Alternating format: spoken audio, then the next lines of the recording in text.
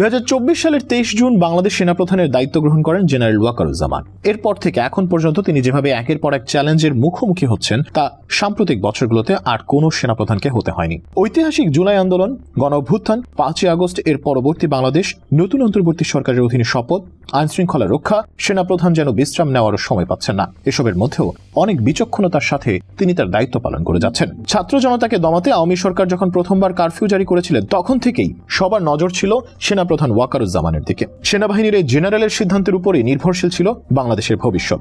একটু দেরিতে হলেও সেনাপ্রধান ওয়াকারের সাহসী সিদ্ধান্তের কারণেই ভয়াবহ হত্যাকাণ্ড ও গৃহযুদ্ধের হাত থেকে বেঁচে গিয়েছে বাংলাদেশ।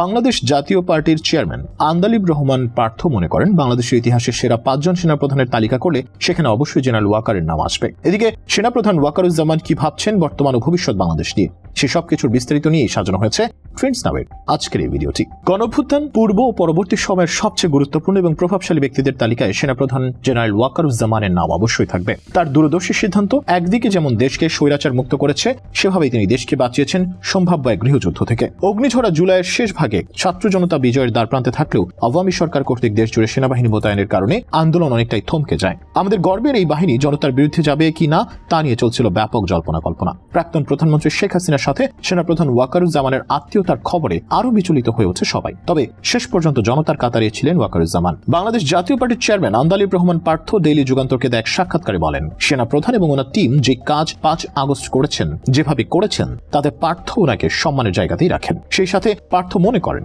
বাংলাদেশের ইতিহাসে 5 জন সেনাপ্রধানের নাম এলে জেনারেল ওয়াকারুজ্জামানের নাম থাকবে। জেনারেল ওয়াকারুজ্জামান সম্প্রতি প্রথম আলো পত্রিকায় গুরুত্বপূর্ণ এক সাক্ষাৎকার দিয়েছেন, যেখানে তিনি বলেছেন 2024 সালের জুলাই আগস্ট মাসে ঘটে যাওয়া গণঅভ্যুত্থানে ছাত্র জনতা রাজনৈতিক দলসমূহের অংশগ্রহণ বাঙালি জাতির ইতিহাসে এক অবিস্মরণীয় ঘটনা। গণঅভ্যুত্থানে শাহাদাত বরণকারী ও আহত সবার প্রতি জাতি চিরকৃতজ্ঞ থাকবে।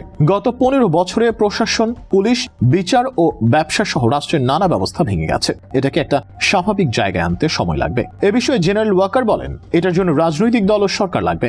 রাজনীতিবিদদের এগিয়ে আসতে হবে। রাজনীতি ছাড়া ও রাজনৈতিক সরকার ছাড়া এটা সম্ভব নয়। সেনাপ্রধান মনে করেন রাষ্ট্রপতি ও প্রধানমন্ত্রীর মধ্যে ক্ষমতার ভারসাম্য আনা দরকার। তিনি তার অভিজ্ঞতার আলোকেই বুঝেছেন রাষ্ট্রপতি ও প্রধানমন্ত্রীর মধ্যে ক্ষমতার ভারসাম্য আনা প্রয়োজন। সশস্ত্র বাহিনীকে রাষ্ট্রপতির অধীনে রাখা যেতে পারে। সেনাপ্রধান জানান, অন্তর্বর্তীকালীন সরকার তাদের কাছ থেকে যে ধরনের সহায়তা চাইছে সেভাবেই সহায়তা দিচ্ছেন এবং দেবেন।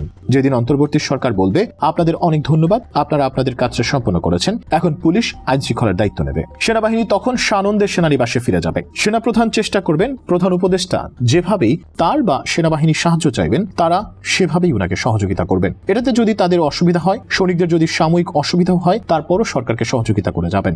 দেশ ও জাতির স্বার্থেই তারা এটা করবেন। এই জাতির জন্য, দেশের জন্য ও দেশের মানুষের স্বার্থে যে কোনো ত্যাগ স্বীকার করতে সেনাবাহিনী তৈরি আছে। ভারতের ব্যাপারে সেনাপ্রধান বলেন, ভারত আমাদের গুরুত্বপূর্ণ প্রতিবেশী। আমরা অনেক দিক থেকে ভারতের উপর নির্ভরশীল। আবার ভারতও আমাদের কাছ থেকে সুবিধাও পাচ্ছে। আনুষ্ঠানিক আর অনানুষ্ঠানিক মিলিয়ে ওদের প্রচুর মানুষ বাংলাদেশে কাজ করছে। এদেশ থেকে অনেক মানুষ চিকিৎসার জন্য ভারতে যায়। আমরা তাদের কাছ থেকে অনেক পণ্য কিনছি। কাজেই বাংলাদেশের স্থিতিশীলতার ব্যাপারে ভারতের বিরাট স্বার্থ আছে। এটা একটা দেওয়া নেওয়ার সম্পর্ক। ন্যায্যতার ভিত্তিতে হতে হবে এটা। যে কোনো দেশ সবসময় অন্য দেশ থেকে সুবিধা পেতে চাইবে, এটা তো দোষ না। আমি যদি আদায় করে নিতে না পারি, দোষ তো আমারও। এই বিষয়গুলো দেখতে হবে। আমাদের ন্যায্যতার ভিত্তিতে সুসম্পর্ক বজায় রেখে চলতে হবে। জনগণ যেন কোনোভাবেই মনে না করে ভারত বাংলাদেশের উপর কর্তৃত্ব করছে বা এমন কিছু করছে যা আমাদের স্বার্থের পরিপন্থী। যে কোনোভাবেই মানুষ যেন এটা না ভাবে। চীনের সঙ্গে সম্পর্ক নিয়ে জেনারেল ওয়াকার বলেন, সবার সঙ্গে বন্ধুত্ব, কারোর সঙ্গে বৈরিতা নয়। আমাদের এই পররাষ্ট্রনীতি চমৎকার। আমাদের ভারসাম্য রেখে এগিয়ে যেতে হবে। চীন আমাদের উন্নয়নের অংশীদার। বাংলাদেশে তাদের অনেক বিনিয়োগ আছে। কাজে চীন আমাদের জন্য অত্যন্ত গুরুত্বপূর্ণ। চীনের অনেক সমরাস্ত্র সেনাবাহিনী ব্যবহার করছে, বিমান বাহিনী ব্যবহার করছে। তাদের সমরাস্ত্র তুলনামূলকভাবে সস্তা। সেনাপ্রধান জানান, আমেরিকার সঙ্গেও আমাদের সম্পর্ক ভালো। আমরা এটা বজায় রেখে চলব। সেনাপ্রধান মনে করেন সামরিক বাহিনীর অবশ্যই রাজনীতিতে হস্তক্ষেপ করা উচিত নয়। রাজনীতিতে নাক গলানোর বিষয়টি সেনাবাহিনীর জন্য ক্ষতিকর। অতীতে এগুলো হয়েছে, আমরা অতীত থেকে শিখেছি। এটা কখনো ভালো ফল বয়ে আনেনি। এজন্য সেনাপ্রধানের অঙ্গীকার হচ্ছে সেনাপ্রধান হিসেবে নিজের মেয়াদকালে তিনি রাজনীতিতে নাক গলাবেন না। তিনি সেনাবাহিনীকে রাজনৈতিক পরিমণ্ডলে হস্তক্ষেপ করতে দেবেন না। এটাই তার স্পষ্ট অঙ্গীকার। তিনি এবং তার বাহিনী মনে প্রাণে বিশ্বাস করেন রাজনীতিবিদদের বিকল্প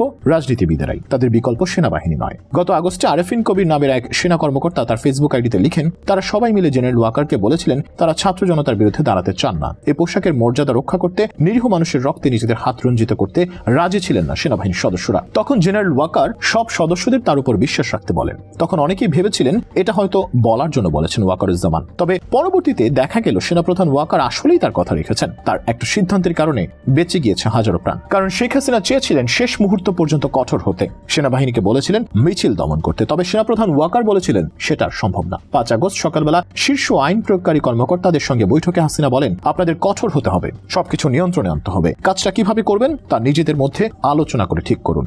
যদিও পরিস্থিতি বুঝতে পেরে ঘনিষ্ঠজনেরা শেখ হাসিনাকে বলেছিলেন পদত্যাগ করাই ভালো হবে, কিন্তু হাসিনা তাদের কথা শোনেননি। পরিস্থিতি নিয়ন্ত্রণের বাইরে চলে যাচ্ছে দেখে সেনাপ্রধানও বারবার ফোন করে হাসিনাকে পদত্যাগ করতে বলেন, কিন্তু শেখ হাসিনা উল্টো বিক্ষোভ দমনে সব বাহিনীকে আরো কঠোর হতে বলেন। তবে বাহিনীগুলো এতে রাজি হয়নি। পদত্যাগপত্রে স্বাক্ষর করার আগে হাসিনা পরোক্ষভাবে 3 বাহিনীর প্রধানকে বিশ্বাসঘাতক বলেছেন। তবে শেখ হাসিনার কাছে বিশ্বাসঘাতক হলেও সারা বাংলাদেশের জনগণের বন্ধুর স্বীকৃতি পেয়েছেন জেনারেল ওয়াকারুজ্জামান, কারণ তার ওই সাহসী সিদ্ধান্তের কারণেই দেশ এক সম্ভাব্য গৃহযুদ্ধ থেকে রক্ষা পেয়েছে। সেনাপ্রধান ওয়াকারুজ্জামান সম্প্রতি বলেছেন, বর্তমানে জটিল ও কঠিন একটা সময়ের মধ্য দিয়ে যাচ্ছে দেশ।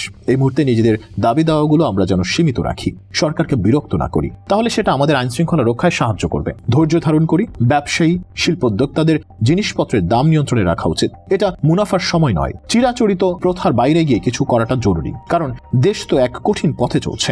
এ থেকে উত্তরণ পেতে হলে রাজনৈতিক দলকে আসতে দিন।